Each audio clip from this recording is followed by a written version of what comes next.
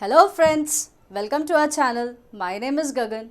बच्चों, आज हम स्टार्ट करने वाले हैं आईकेएस का फर्स्ट मॉड्यूल, जिसमें फर्स्ट चैप्टर हम इंट्रोडक्शन टू आईकेएस स्टार्ट करेंगे। बच्चों, लास्ट क्लास में हमने देखा था कि सिलेबस क्या है आईकेएस का। हमने 1, 2, 3 मॉड्यूल्स, तीनों के तीनों मॉड्यूल्स एक एक करके हमने सारा सिलेबस पूरी डेप्थ पे देखा। फिर हमने पेपर पैटर्न चेक किया कि पेपर पैटर्न हमारा क्या है, कितने मार्क्स के पेपर आने वाला है, किस तरह के क्वेश्चंस आएंगे, आपको क्या चॉइसेस आएगी, हर कुछ हमने डिटेल में लास्ट क्लास में हमने डिस्कस किया है। बच्चों, जिन्होंने वो वीडियो नहीं देखी, प्लीज़ आप प्रीवियस वीडियो जाके वो ज़रूर देख लें। आज की क्लास में हमने कोशिश करी है बच्चों कि थोड़ा चार्ट्स ऐड करें, थोड़े डायग्राम्स ऐड करें, क्योंकि हर बच्चों को थोड़ा डिफ़िकल्ट लगता है इंडियन नॉलेज सिस्टम, क्योंकि बच्चों ये है तो बहुत वास्ट और थोड़ा कॉम्प्लिकेटेड भी है, थोड़ा बोरिंग भी लगता है, क्योंकि ये एंशियंट हिस्ट्री के साथ जुड़ा हुआ है। तो आओ बच्चों, हमने भी कोशिश करिए थोड़ा आसान बनाने के लिए, आप भी थोड़ा इंटरेस्ट होके इसको पढ़ने की कोशिश करिए। चलिए बच्चों, जल्दी से आकर देखते हैं कि मॉड्यूल 1 का सिलेबस क्या है। तो सिलेबस मॉड्यूल 1 का चैप्टर नंबर 1 में है इंट्रोडक्शन टू आईकेएस। उसमें हम पढ़ेंगे बच्चों मीनिंग ऑफ नॉलेज सिस्टम। फिर हम पढ़ेंगे कैरेक्टरिस्टिक्स क्या है, वाई आईकेएस मतलब इम्पॉर्टेंस पढ़ेंगे। मैकॉले एजुकेशन पॉलिसी जो हमने लास्ट क्लास में भी डिस्कस करी है 1835 वाली, वो हम डिस्कस करेंगे। फिर impact of Macaulay's education policy, need of revisiting ancient Indian traditions. फिर बच्चों स्कोप देखेंगे। स्कोप में हमने देखा है कि यूनिवर्सैलिटी ऑफ आईकेएस देखेंगे, development from earliest times to 18th century C, जहाँ पर हम वेदास से लेकर एंशियंट, मेडाइवल और मॉडर्न हिस्ट्री को देखेंगे, कैसे हमारा एजुकेशन डेवलप हुआ। फिर हम देखेंगे ट्रेडिशन ऑफ आईकेएस, जहाँ पर हम देखेंगे ancient education system, home, gurukul, pathshalas क्या है। फिर universities and ancient education centres में हम देखेंगे कि तक्षशिलाज हो गया, आपका विक्रमशिला हो गया, ये सारी चीज़ें कवर हो जाएंगी। Relevant sites in the vicinity of the institute की, आपके इंस्टीट्यूट के आसपास जो साइट्स है हम वो बच्चों देखने की कोशिश करेंगे, जैसे कि example gateway of India, red fort हो गए इसमें। वाटर मैनेजमेंट एट कान्हेरी की अगर हम बात करते हैं, कान्हेरी कहाँ है, संजय नेशनल पार्क जो हमारा मुंबई में है वहाँ पर है। हम उसमें वाटर मैनेजमेंट देखेंगे कि वाटर मैनेजमेंट किस तरह किया जाता है। उसमें बच्चों इंजीनियरिंग स्किल्स दिखाई गई हैं, बहुत ही खूबसूरत। फिर एक टेम्पल है जो कि शिव टेम्पल है अंबरनाथ में, हम उसकी डिटेल भी देखते हुए चलेंगे। तो बच्चों, आज का जो हमारा टॉपिक है that is Indian knowledge system. Indian knowledge system है क्या, हम उसकी डेप्थ में जाने की थोड़ी कोशिश करते हैं। तो बच्चों, ये जो आप देख पा रहे हो ना, this is your Indian knowledge system, यही हम पढ़ने वाले हैं पूरे इंडियन नॉलेज सिस्टम में। तो इंडियन नॉलेज सिस्टम को हम क्या कहते हैं बच्चों, भारतीय ज्ञान परंपरा। आप ये लोगो देख पा रहे होंगे शायद। This is powered by AICTE। AICTE का फुल फॉर्म क्या है, all India council for technical education. तो बच्चों, आज हम डिस्कस जो करने वाले हैं, इसमें आप जो डायग्राम्स देख पा रहे हो, यही सारा हमारा इंडियन नॉलेज सिस्टम है, जिसमें आप देख पा रहे हो दिस इज़ योगा, ये आप देख पा रहे हो गुरुकुल सिस्टम देख पा रहे हो, ये हो गया आपके चाणक्य जी, ज़ीरो जिन्होंने इन्वेंट करा। फिर कुछ आप स्क्रिप्चर्स, आर्किटेक्चर वर्क है, डांस देख पा रहे हो, फोक डांसेस हैं। फिर आप मार्शल आर्ट्स देख रहे हो। फिर आप देख रहे हो कि वेदास वगैरह की बात हो रही है, म्यूज़िक है, फिर आयुर्वेदा है, फिर आप आर्किटेक्चर वर्क देख रहे हो। तो बच्चों, ये सारी चीज़ें क्या है, ये सारी चीज़ें ही हम आज पढ़ने वाले हैं, और इसी को हम क्या कहते हैं, इंडियन नॉलेज सिस्टम। ठीक है, तो चलो बच्चों, आते हैं थोड़ा आगे की तरफ, हम डिटेल पढ़ने की कोशिश करते हैं कि meaning of Indian knowledge system क्या है। बच्चों, इंडियन नॉलेज सिस्टम जो है ना, वो 3 वर्ड से मिलकर बना है। क्या, एक है इंडियन, दूसरा है नॉलेज, और तीसरा है सिस्टम। एक एक करके मीनिंग समझने की कोशिश करते हैं। Indian, by this term we mean the indigenous sources of knowledge generated by Indian society. The current political formation called India is the recent origin and is not alone, does not qualify to be India। तो बच्चों, आज का जो map है, क्या हम उसकी बात कर रहे हैं, जो पॉलिटिकल मैप आज जो हम देखते हैं बच्चों, क्या हम उसकी बात करें, नहीं, ये हम उस समय की बात कर रहे हैं जब ये अनडिवाइडेड इंडिया था। दैट मीन्स अखंड भारत की बात कर रहे हैं। तो जब हम इंडिया की बात करेंगे तो हम इंडिया को किस कॉन्टेक्स्ट में लेंगे बच्चों, अखंड भारत के कॉन्टेक्स्ट में लेंगे। इसका मतलब क्या है, geographical area spanning from Burma on the east to Afghanistan in the west. तो अखंड भारत के लिए बच्चों एक बार हम मैप की ओर चलते हैं तो आपको चीज़ें ज़्यादा क्लियर हो जाएगी। ये देखो बच्चों मैप, ये कौन सा मैप है? अखंड भारत का मैप है। अब हम कोशिश करते हैं इसको थोड़ा समझने की। अखंड भारत का मतलब क्या है? बर्मा से लेकर ईस्ट बर्मा, अफगानिस्तान आप देख पा रहे हो बच्चों, ये कहाँ है? वेस्ट पे दिख रहा है। तो यहाँ से लेकर यहाँ तक और यहाँ से लेकर यहाँ तक, ये सारा क्या है? अखंड Bharat. That means what? Burma, जिसे अब हम म्यांमार कहते हैं, वो ईस्ट से, अफगानिस्तान जो हमारा वेस्ट पे है, और ऊपर जो हमारा हिमालयस माउंटेन है, नीचे तक इंडियन ओशन, ये पूरा का पूरा क्या है? दिस इज अखंड भारत। आई होप बच्चों आपको अखंड भारत का मतलब अब समझ में आया होगा कि अखंड भारत हम किसे कह रहे हैं। तो आइए आप कंटिन्यू करते हैं। This region has common culture, literary and social practices and has witnessed continuous exchange of people and ideas। तो आपने बच्चों जो अखंड भारत देखा उसमें जो कल्चर्स है वो सारे के सारे कल्चर्स क्या है? सिमिलर है। जितनी रिलीजियस प्रैक्टिसेस है वो क्या है? सिमिलर है। सोशल एक्टिविटीज़ क्या है? सिमिलर है। और आप बार बार देख रहे हो कि लोग एक जगह से दूसरी जगह जा सकते हैं बीच में, फिर आइडियाज़ भी एक जगह से दूसरी जगह ट्रांसफ़र हो सकते हैं through out the history of undivided India.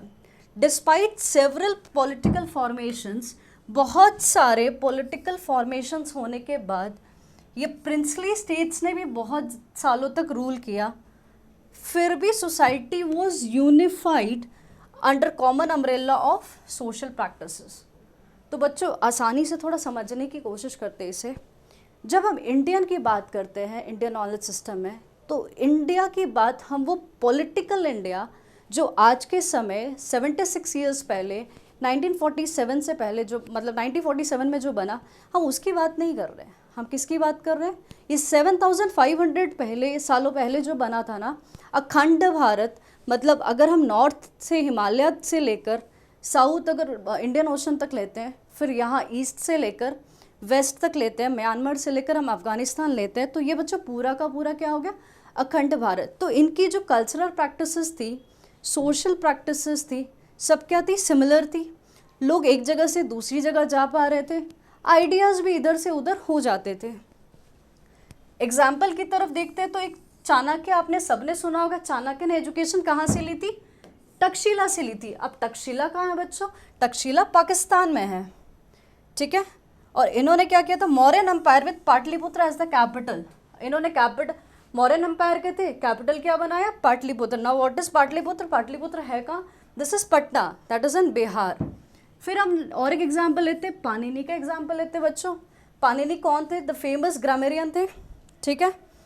Sanskrit grammar में बहुत प्रसिद्ध व्यक्ति थे ये कहाँ के थे? ये गंधारा के थे। अब ये गंधारा का है, again we are talking about somewhere in Pakistan, ठीक है। तो बच्चों ये सारे एग्जाम्पल हो गए आपके इंडियन से, ठीक है। नेक्स्ट पॉइंट अगर हम देखते हैं, ये तो हमारा फर्स्ट पॉइंट था इंडिया का। सेकेंड पॉइंट जो हम देखते हैं, second aspect to this is only such knowledge synthesized, codified and made available by the Indians is considered Indian knowledge. मतलब क्या बच्चों? मतलब कि वो नॉलेज जो हमने सिंथेसाइज्ड कर दी है। देखो नॉलेज तो बहुत जगह से आई ना, इधर इधर इधर सबसे आई, बट उसको प्रॉपरली सिंथेसाइज करना, उसको एक छोटे फॉर्मेट पे लेकर आना, फिर उसको कोडिफाई करना ना। What is Codify? कोडिफाई का मतलब है क्लासीफाई करना। And made available by the Indians is considered Indian knowledge. मतलब वो नॉलेज जो हमने सिंथेसाइज कर दी, क्लासीफाई कर दी, एंड इंडियंस ने वो नॉलेज अवेलेबल करवाई है, that is known as Indian knowledge. This employs that they ought to be have been part of the Indian continent। वो इंडियन होने चाहिए, मतलब इंडियन कॉन्टिनेंट का पार्ट होने चाहिए।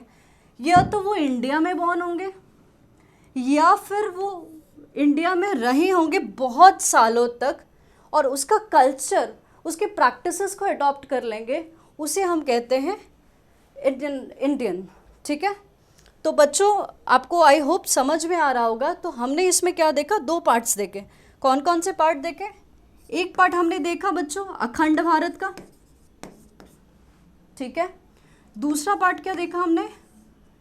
कि जो इंसान इंडिया में रहा है, काफ़ी या तो बॉर्न हो गया या काफ़ी साल उसने इंडिया में व्यतीत कर रहे हैं, वो फॉरेनर ट्रैवलर की हम बात कर रहे हैं क्या? नहीं।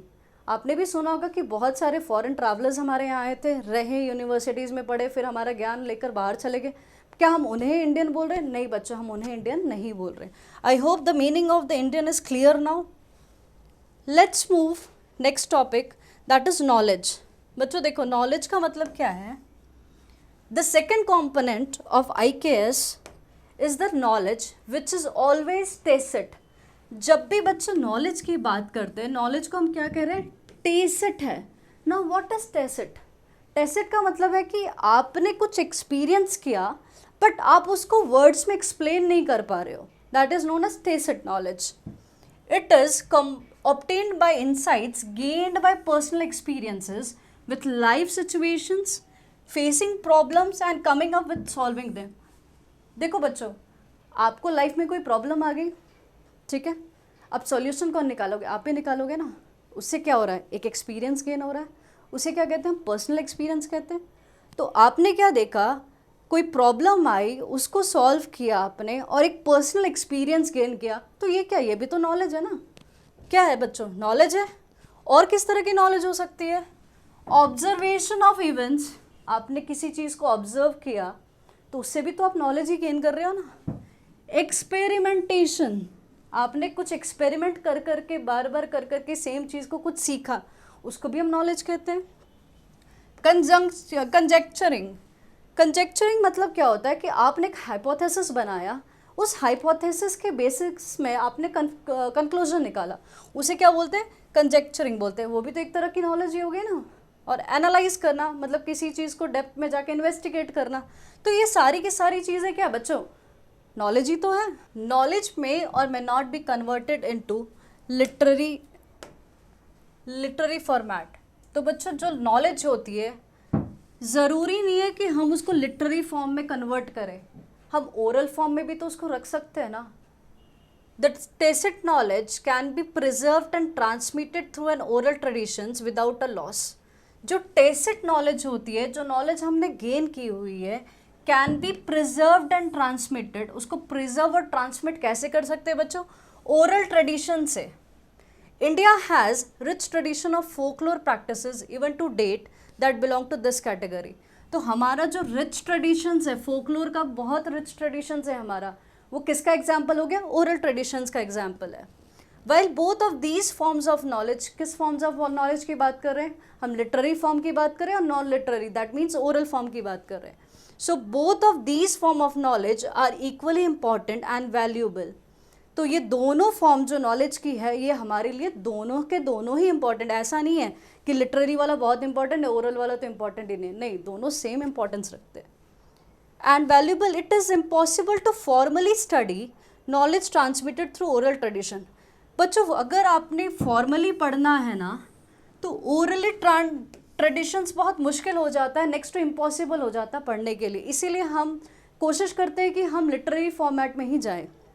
Therefore, by knowledge we mean a formal repository। क्या हो रहा है? formal repository of knowledge available in the literary forms। तो हम किस नॉलेज की बात करें? अगर हमें फॉर्मली पढ़ना है तो हमें लिटरेरी फॉर्म्स में ही जाना पड़ेगा, जो कि रिटन फॉर्म्स है, जैसे कि वेदास हो गए, आपके वेदांगास हो गए, इतिहासास हो गए, पुराणास हो गए। ये सारी चीज़ें हमारे पास क्या है बच्चों? लिटरेरी फॉर्म्स में है। फिर आती है हमारे पास tacit knowledge. Tacit knowledge gained by a seeker is eventually transmitted systematically in form of some explicit knowledge. Tacit knowledge जो एक सीकर ने गेन की है, वो इवेंचुअली कैसे ट्रांसमिट होगी? एक्सप्लिसिट नॉलेज के फॉर्म पे। मतलब जो आपने नॉलेज गेन की, अब उसको आप क्या करोगे? कुछ नया फॉर्म दोगे, कुछ रिटन फॉर्म में दे दोगे। जैसे कि हो सकता है आप उसकी थियोरी प्रपोज कर दो, कुछ फ्रेमवर्क्स बना दो, या कुछ लिटरेरी वर्क कर दो। तो आपने क्या किया? जो इम्प्लिसिट नॉलेज थी, हमने उसको कन्वर्ट करके क्या कर दिया? एक्सप्लिसिट कर दिया, कि लोग अब उसको समझ सकेंगे। Furthermore the knowledge pervades all three domains. कौन कौन से थ्री डोमेन्स हैं? स्पिरिचुअल, रिलीजियस एंड सोशल, जो डे टू डे इश्यूज़ के साथ होता है. We can summarise the term knowledge as that emanating from the wisdom and insights arising out of deep experiences. तो वो नॉलेज जो हमारे डीप एक्सपीरियंसेस से आई है, ऑब्जर्वेशन करने से आई है, एक्सपेरिमेंटेशन से आई है, एनालिसिस से आई है, वैलिडेशन अप्रूव्ड, उसे हम अप्रूव कर चुके हैं, वैलिड कर चुके हैं और उसको हम फर्दर एक्सपैंड कर सकते हैं. इसी को तो हम नॉलेज कहते हैं. तो नॉलेज क्या हो गई बच्चों? नॉलेज को अगर हम शॉर्ट में पढ़ें तो नॉलेज का मतलब क्या है? नॉलेज आपकी फॉर्मल भी हो सकती है, इनफॉर्मल भी हो सकती है.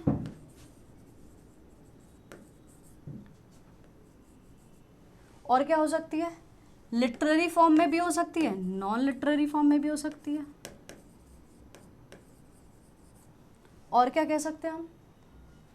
ये सारी चीज़ें जो हमने गेन की है एक्सपीरियंस से, ऑब्जर्वेशन से, एक्सपेरिमेंट से, ये सारी के सारे हमने जो ज्ञान लिया, ये जो अंडरस्टैंडिंग क्रिएट करी है, ये सारी की सारी क्या है बच्चों? नॉलेज ही तो है. चलो आगे चलते हैं. नेक्स्ट पार्ट है बच्चों system. By system in IKS we mean structured methodology. कौन सी methodology? Structured methodology and classification scheme to access the available corpus of knowledge. जो भी आपके पास नॉलेज अवेलेबल है उसको एक प्रॉपर स्ट्रक्चर पे लगाना बच्चों बहुत ज़रूरी होता है. नहीं तो आम भाषा में तो समझ में नहीं आएगा ना. आपने नॉलेज यहाँ से ले ली, यहाँ से ले ली और प्रॉपर एक स्ट्रक्चर नहीं हुआ तो उसको समझोगे कैसे? ऐसे फॉर एग्जांपल अगर मैं IKS पढ़ाऊँ, एक टॉपिक मैं फर्स्ट मॉड्यूल का उठा लूँ, फिर सेकंड का उठा लूँ, फिर कहीं और का उठा लूँ, तो क्या आपको समझ में आएगा? नहीं ना. तो ऐसे ही जो नॉलेज होती है उसको प्रॉपरली सीक्वेंस में लगाना, फिर उसको क्लासीफाई करना, फिर उसमें एक लॉजिकल रिलेशनशिप बनाना, that is what is system. By inherent nature knowledge could be accessed in any manner depending upon. Knowledge तो किसी के हिसाब से भी हो सकती है ना, वो अपने इंटरेस्ट से ले सकता है, क्या पर्पस है उस हिसाब से, कैपेसिटी क्या है उसकी उस हिसाब से एक्सेस कर सकता है. ठीक है, तो हम एक्सेस कैसे करते हैं? हमारा इंटरेस्ट किस में है, हमारा पर्पस क्या है, हमारी कैपेसिटी कितनी है, उस हिसाब से तो हम नॉलेज को एक्सेस करेंगे ना. For an uninitiated this vastness could throw a challenge as a seeker may be clueless. तो अगर ये प्रॉपरली बच्चों अरेंज या सिस्टमेटाइज्ड वे से आप उसको ऑर्गेनाइज नहीं करोगे तो जो सीकर है, जो नॉलेज गेन करना चाहता है, वो क्या हो जाएगा? क्लूलेस हो जाएगा. उसको पता ही नहीं है कि मैं स्टार्ट कहाँ से करूँ और प्रोसीड कैसे करूँ. वो तो कन्फ्यूजन में ही रह जाएगा ना. Therefore the available knowledge needs to be collected. जो भी नॉलेज है उसको हमें क्या करना पड़ेगा? कलेक्ट करना पड़ेगा, उसको ग्रुप करना पड़ेगा. ग्रुप मीन्स क्लासीफाई प्रॉपरली करना पड़ेगा और लॉजिकली उसको अरेंज करना पड़ेगा. तभी तो एक फ्रेमवर्क रेडी होगा ना. Codification and classification of the available knowledge using a definite framework would constitute one dimension of the system in IKS. एक डायमेंशन क्या होगा कि आपने ये नॉलेज लिया, वो नॉलेज को क्या करो? कोडिफाई करो. नॉलेज को क्या करो? क्लासीफाई करो. ये इसका है, ये इसका है, ये इसका है, उसको प्रॉपरली क्लासिफिकेशन करो, एक प्रॉपर फ्रेमवर्क में लेकर आओ. सबसे पहला काम सिस्टम में यही होता है. The another important requirement is the interconnection between the parts of the knowledge. देखो बच्चों, समझने की कोशिश करो ज़रा. मान लो आपने कोई नॉलेज ली, उसको क्या करोगे? पहले क्लासीफाई कर दिया. मान लो ये दो पार्ट में आपने क्लासीफाई कर दिया. उसके बाद आप क्या दिखाओगे? ये दोनों के बीच में कुछ ना कुछ तो रिलेशन होगा ना, कुछ लॉजिकल रिलेशन तो दिखाओगे ना. The important requirement is the interconnection between the parts of the knowledge in classification framework. The framework used to represent should also provide some logical relationship between different parts of the proposed framework. तो क्या interconnection इनके बीच में भी होगा और interconnection इनके बीच में भी होगा, तभी तो एक आपका जो फ्रेमवर्क है उसमें कुछ मतलब क्रिएट होगा. This helps easy understanding of the overall contribution of the knowledge and how different components of the knowledge complement each other. तो इससे क्या होगा? जब आप ये प्रॉपरली एक फ्रेमवर्क रेडी कर लोगे तो बच्चों नॉलेज को समझने में थोड़ी आसानी हो जाएगी एंड डिफरेंट कॉम्पोनेंट्स जो भी है वो एक दूसरे के साथ कैसे कॉम्प्लीमेंट कर रहे हैं वो भी तो समझ में आएगा. अब सेम अगर हम इंडियन नॉलेज सिस्टम की अगर हम बात करते हैं, बच्चों हम लोगों ने भी जो इसको कोशिश किया है, हमने भी इसको पार्ट बाय पार्ट पढ़ाने की कोशिश की है, फिर कुछ डायग्राम्स दिखाए। तो इससे क्या हो रहा है, आपको भी तो नॉलेज वो जो हम दे रहे हैं वो भी आपको कोडिफाई कर रहे हैं, क्लासीफाई कर रहे हैं, ताकि आपको भी तो आसानी से वो समझ में आए और रिटेन कर पाओ आप। I hope you are getting my point. तो चलो बच्चों IKS का एक बार फ्रेमवर्क देख लेते हैं। तो IKS का जब हम फ्रेमवर्क देखते हैं तो कितने पार्ट में डिवाइडेड है, लिटरेरी एंड नॉन लिटरेरी। क्या है, एक लिटरेरी और दूसरा है नॉन लिटरेरी। लिटरेरी का मतलब क्या है, something in written form. Non literary का मतलब क्या, मतलब oral traditions. Literary again 3 part में डिवाइडेड है बच्चे, कौन कौन से, सनातन धर्म, ठीक है, और भी धार्मिक ट्रेडिशंस है कुछ, और क्या है, रीजनल है, ठीक है। फिर सनातन धर्म जो है, एक है कोर सॉरी, कोर मतलब इम्पॉर्टेंट, और भी है उसके साथ अलाइंड। 14 विद्यास्थाना, work of several religious leaders and philosophers, बहुत सारे जो फेमस फिलोसफर्स हुए हैं उनके भी कुछ काम है, लीडर्स के कुछ काम है। वेदास यहाँ पर आ जाएंगे, वेदंगास आ जाएंगे, इतिहास, वो सारी चीज़ें हम कोर में ही पढ़ते हैं। अदर्स में हम देखते हैं बच्चों कि हमने साइंस के कुछ पार्ट्स देखे हैं, फिर engineering, technology, architecture, alchemy. Alchemy का मतलब क्या होता है, जब नई नई डिस्कवरीज करना कि मेटल्स को किस तरह हम गोल्ड में कन्वर्ट करते हैं। This is a part of actually chemistry. Aesthetics, beauty से रिलेटेड, काव्यास, arts, health wellness, psychology, public administration, code of living. Other धार्मिक ट्रेडिशंस की अगर हम बात करते हैं तो हमारे पास क्या है, 2 है। एक है बुद्धिस्ट, आपने सुना ही होगा ना, बौद्ध धर्म, जैन धर्म, वो सारे यहाँ है। फिर रीजनल की जब हम बात करते हैं तो बच्चे कोर जो होता है ना, कई बार लोग अपनी रीजनल भाषा में कन्वर्ट करने की कोशिश करते हैं ताकि उसे आसानी से वो समझ सके। तो बहुत सारे ऐसे रिलीजियस हमारे टेक्स्ट हैं, बहुत सारे लिटरेचर हमें रीजनल भाषाओं में भी अवेलेबल है। Wealth of religious and other literature in all major Indian languages. Oral traditions की अगर बात करते हैं तो आर्ट फॉर्म्स है। आर्ट फॉर्म्स में हम कह सकते हैं कि पेंटिंग्स हो गई या कुछ डांस फॉर्म्स हो गए, ये सारी चीज़ें क्या है, आर्ट फॉर्म्स है। कुछ ट्रेडिशनल म्यूजिक्स हो गया। तो इससे क्या करें, हम ओरली अपने ट्रेडिशंस को फॉरवर्ड कर रहे हैं ना। फिर आ गया health, Ayurveda, food and life practices. Folklore का मतलब क्या होता है, ओल्ड स्टोरीज़ की हम बात कर रहे हैं जो ट्रेडिशनली हम फॉलो करते आ रहे हैं। तो चलो बच्चों, ये था हमारा framework, classification framework. I hope आपको समझ में आया होगा। एक बार क्रक्स देख लेते हैं बच्चों। क्रक्स क्या है, इंडियन का मतलब क्या है, meaning the indigenous sources of knowledge generated by Indian society. वो नॉलेज जो इंडियन सोसाइटी ने जनरेट की है उसको हम क्या बोलते हैं, इंडियन। हमने इसको 2 पार्ट में डिवाइड किया था, one was geographically and the another one was demographically. Geographically की अगर हम बात करते हैं, द अनडिवाइडेड इंडियन सब कॉन्टिनेंट। जोग्राफिकली आपको एक मैप दिखाया था जहाँ पर अखंड भारत मैंने बताया था, वो हो गया जोग्राफिकली। फिर डेमोग्राफिकली की अगर हम बात करते हैं तो बच्चों हम लोगों ने देखा था कि जो लोग या तो इंडिया में बॉर्न है या फिर जो बहुत समय से इंडिया में रहे हैं, उसके कल्चरल प्रैक्टिसेस, उसके ट्रेडिशंस को उन्होंने अपने जीवन में अडॉप्ट कर लिया, वो सारी चीज़ें कहाँ आ जाएगी, डेमोग्राफिकली आ जाएगी। तो ये कुल मिला के हमारा क्या हो गया, इंडियन का मतलब निकल गया। अब आते बच्चों नॉलेज का मतलब। नॉलेज का मतलब क्या होता है, जो हमने ज्ञान लिया है, किससे, अपने पर्सनल एक्सपीरियंसेस से, ऑब्जर्वेशन करके, एक्सपेरिमेंट करके या फिर एनालिसिस करके, ये सारी चीज़ों से जो हमने ज्ञान लिया उसको हम क्या कहते हैं, नॉलेज कहते हैं। फिर सिस्टम, जो नॉलेज हमने गेन कर लिया, जो इंडियन नॉलेज हमने गेन की है, उसको एक प्रॉपर सिस्टम, एक प्रॉपर फ्रेमवर्क में दिखाना, उसे क्या कहते हैं, हम सिस्टम कहते हैं। तो चलो बच्चों आगे पढ़ते हैं, हम आगे बढ़ते हैं। Indian knowledge system comprise of, बच्चे दिस इज नॉट जनान, दिस इज ज्ञान। Indian knowledge system comprise of ज्ञान, विज्ञान, जीवन दर्शन that has evolved out of experience, observation, experimentation and rigorous analysis। तो इंडियन नॉलेज सिस्टम किससे कॉम्प्राइज है बच्चों, 3 चीज़ों से। एक है ज्ञान, विज्ञान एंड जीवन दर्शन। ज्ञान क्या है, नॉलेज। विज्ञान क्या है, साइंस। जीवन दर्शन मतलब जीवन को देखने का नज़रिया, फिलॉसफी से रिलेटेड है।